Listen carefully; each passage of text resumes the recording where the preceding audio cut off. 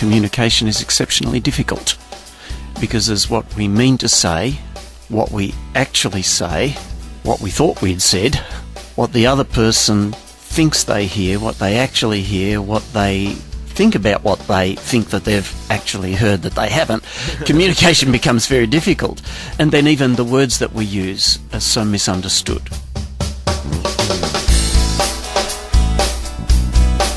Family Life Australia presents Marriage and Family Life, a program of practical advice and encouraging stories to bring you hope and to enrich your marriage and family life.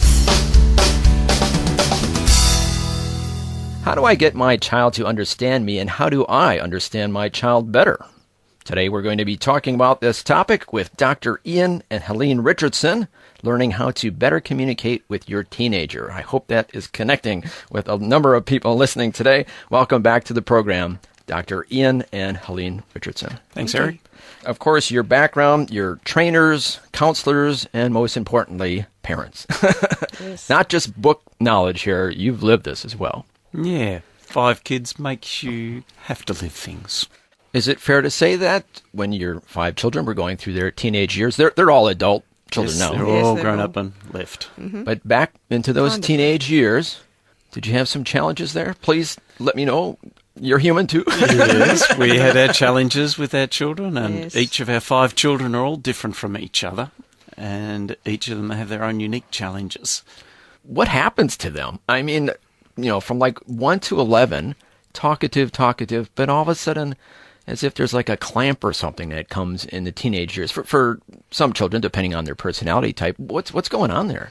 It seems like research is showing that they actually lose some frontal lobe functioning. Really? Yes, they do.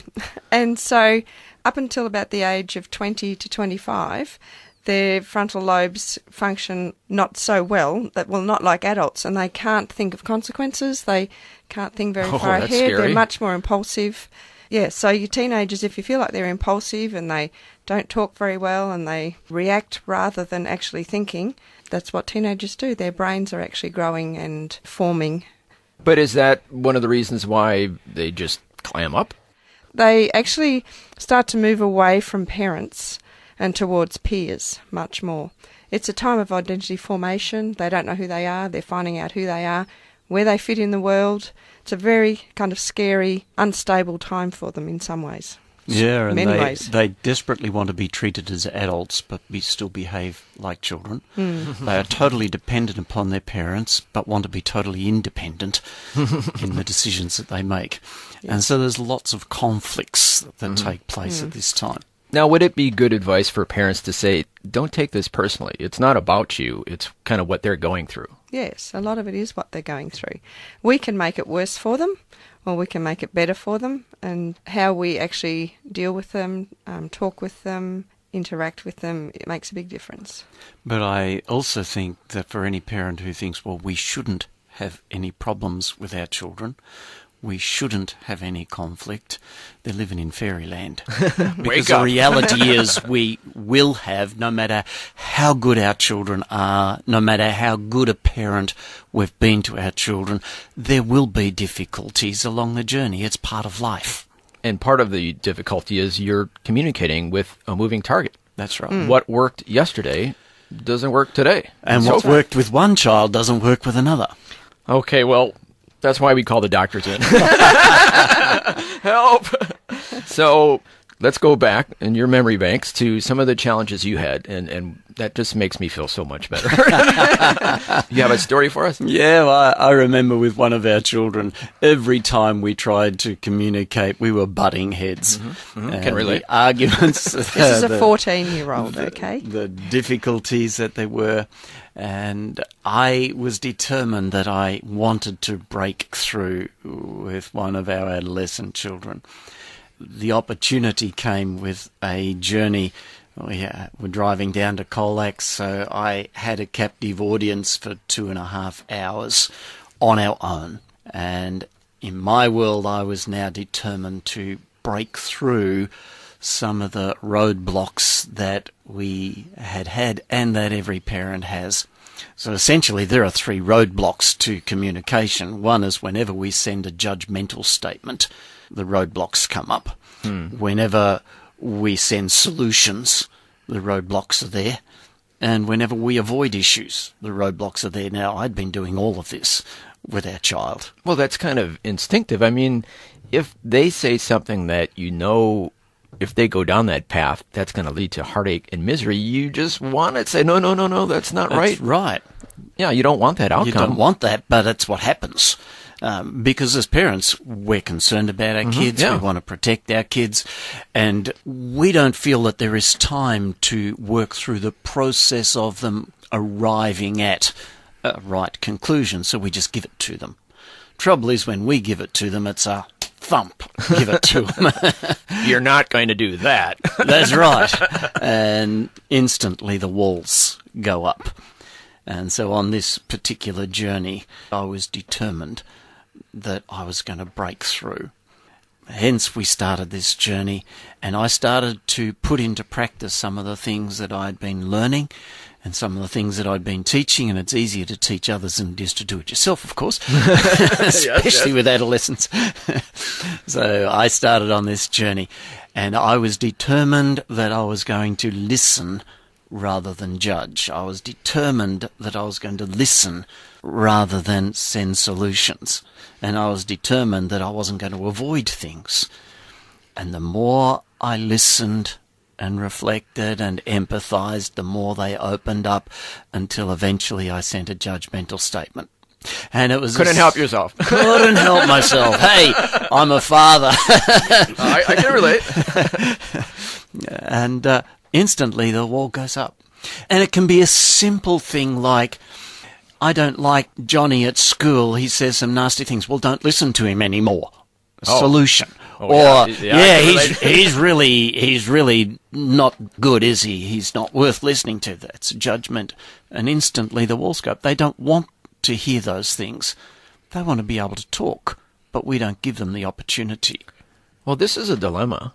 When your child says something that you just know is a bad attitude or wrong, the knee-jerk reaction is to correct that. Yes. And you're saying that on this trip, when your child said something along those lines, you bit your tongue. Yes. So your child said, yeah, I think my teacher is terrible and doesn't know what she's talking about, or something like that. So the response then needs to be, so you feel as though they don't care about you, or you feel as though the class is not going too well, but it's more inviting further insight from the child rather than making conclusions and conveying the conclusions to them. Couldn't they deduce from that, oh, it's okay because my dad didn't correct me here? Or would that be sending the wrong message to them? Or I don't know that it'd be sending the wrong message to them. It's you're not saying to them, yeah, they're a real stinker, aren't they?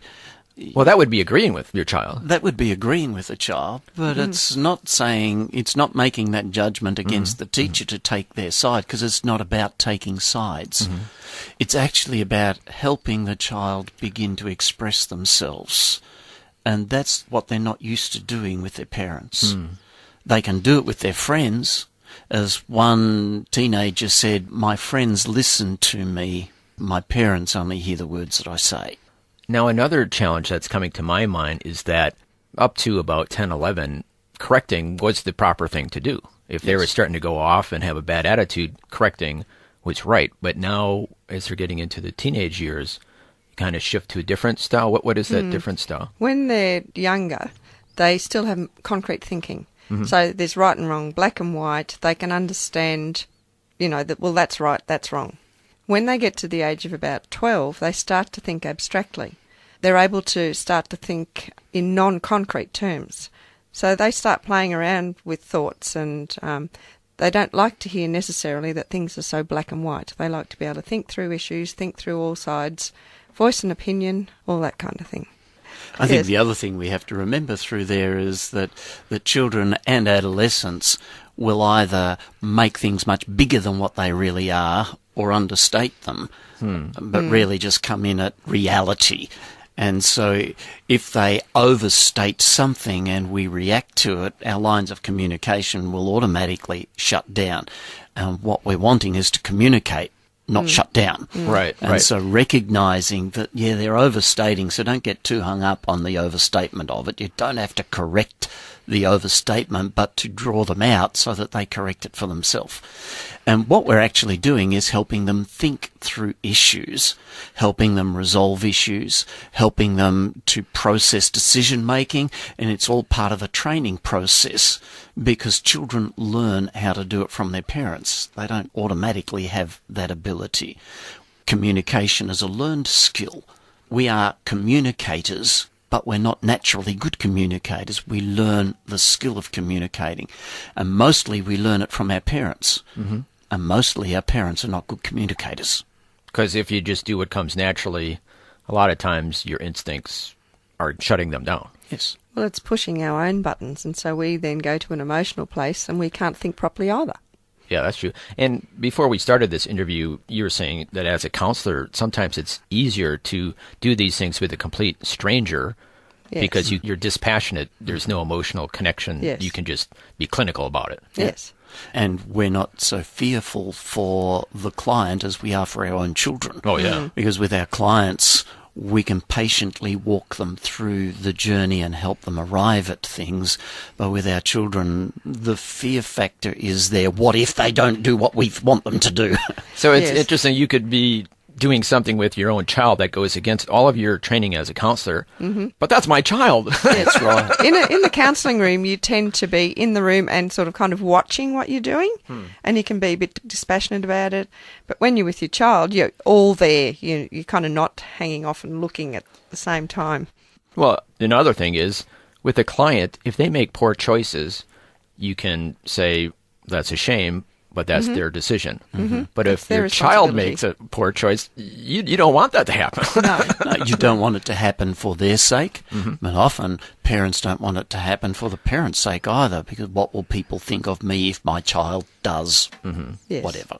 Yes. And for all of these reasons, it's good to connect with your child. But as we're hearing, sometimes it's a bit of a challenge. And we're talking about ways of getting your child to open up so you can actually communicate with them and they can communicate with you. And we'll have more after we take a break. We're talking to Dr. Ian and Dr. Helene Richardson.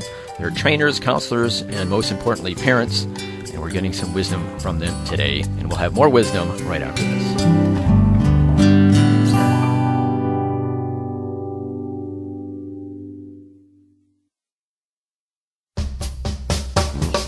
You're listening to Marriage and Family Life, presented by FamilyLifeAustralia.com.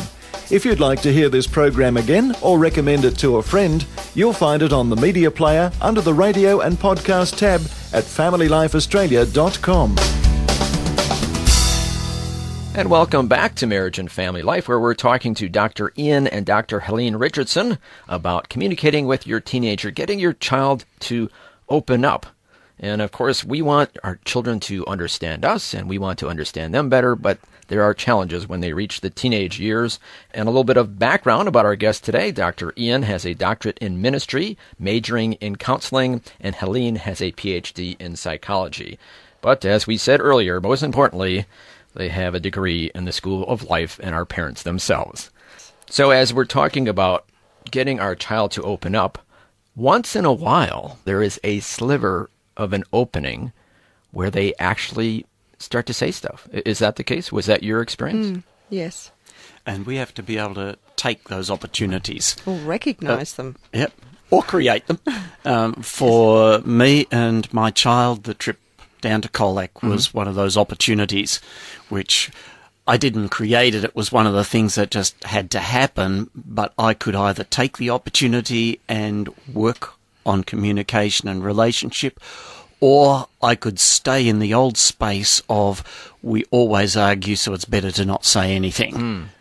So I chose at that time to take the opportunity. And it's the same when the teenager comes in at midnight and sits on the end of the bed and wants to talk when you want to go to sleep. You desperately want them to leave the room, but you've just got to take that opportunity as it comes. Yeah, why is that?